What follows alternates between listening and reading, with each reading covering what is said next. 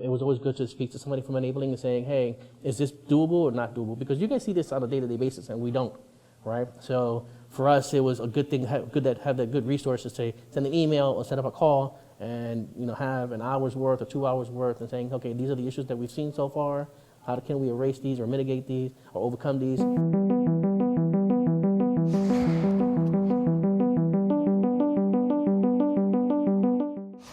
One of the main things that I heard when I first started at the company was our SharePoint needs work, that it was underutilized, very low user adoption.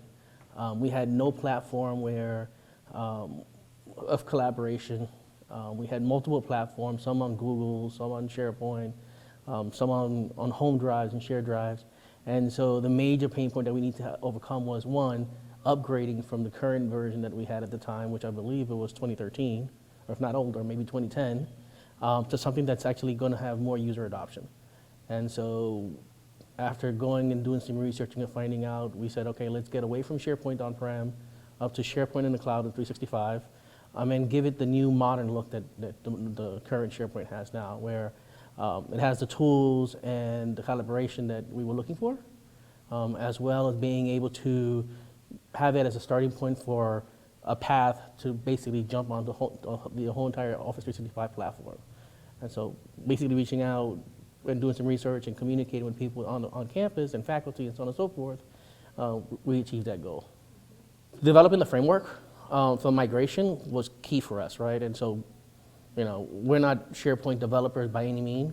I did develop, when I worked for another previous company, was the one that created the SharePoint site many years ago, so I knew the old technology and how to build it there. But migrating from the existing version to the new version, nobody had experience on. And so that was something that we either hire somebody to do it, which might delay the process, or can we just do it internally? And I had, interactions with some of the guys over at Enabling, and hey, do you have this resource? And they said, absolutely, and we put together a call, and this is what we were trying to achieve, and just develop the scope of work, and they said we can help here, and we identified where the areas they can help, and absolutely, it helped us sit down and answer the questions that we didn't know the answers to. The first thing we did was actually develop a committee to talk about what we wanted to achieve out of the upgrade to moving to the new SharePoint. And it was representation of not only just IT, but it's also representation of marketing and faculty and some power users that actually use a lot of SharePoint features. And so the committee was probably comprised of about 8 to 10 people. It was very aggressive. We met every week because we had, for us, since we're in education, our windows for any kind of major upgrades are very, very few and far in between. And so we said, if we don't do it by the start of the next semester, we won't be doing this. And so we started this process probably, I want to say, probably about January, February of this year, maybe March of this year. And then got commitment from the executive team, and with a go or no-go date. If we don't get commitment by this date, we're going to have to wait till the beginning of this coming year.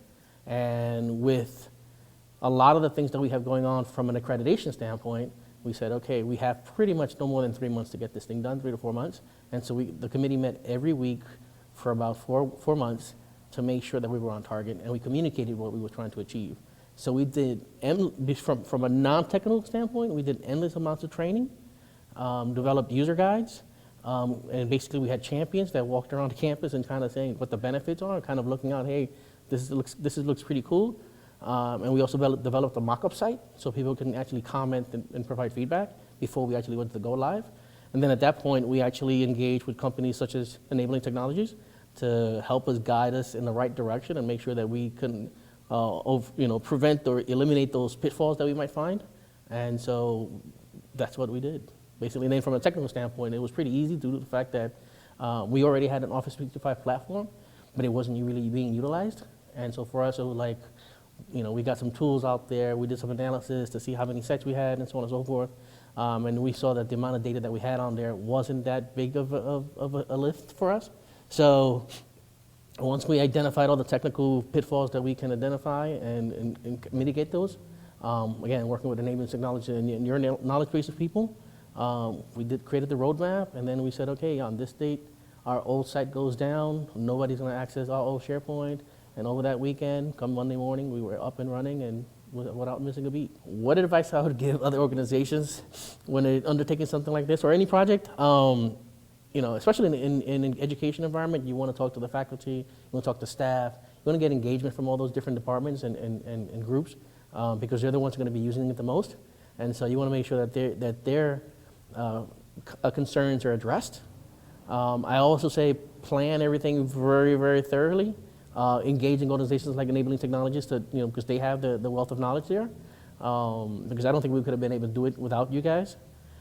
Because even though we thought things, it was always good to speak to somebody from Enabling and saying, hey, is this doable or not doable? Because you guys see this on a day-to-day basis and we don't, right? So for us, it was a good thing, good to have that good resource to say, send an email or set up a call and have an hour's worth or 2 hours worth and saying, okay, these are the issues that we've seen so far. How can we erase these or mitigate these or overcome these? Was that, and then train and market. We just marketed everything. We were constantly meeting with marketing to make sure that they have a voice because they were the ones that actually sending out all the announcements and digital emails and so on and so forth to kind of say, hey, be on the lookout. This is on the horizon, and make sure that you get sponsorship from the executive team. Our executive team, when we approached it and said we want to do this, I had to get consensus from the president and the executive team that this was going to be the platform that we were going to use for collaboration.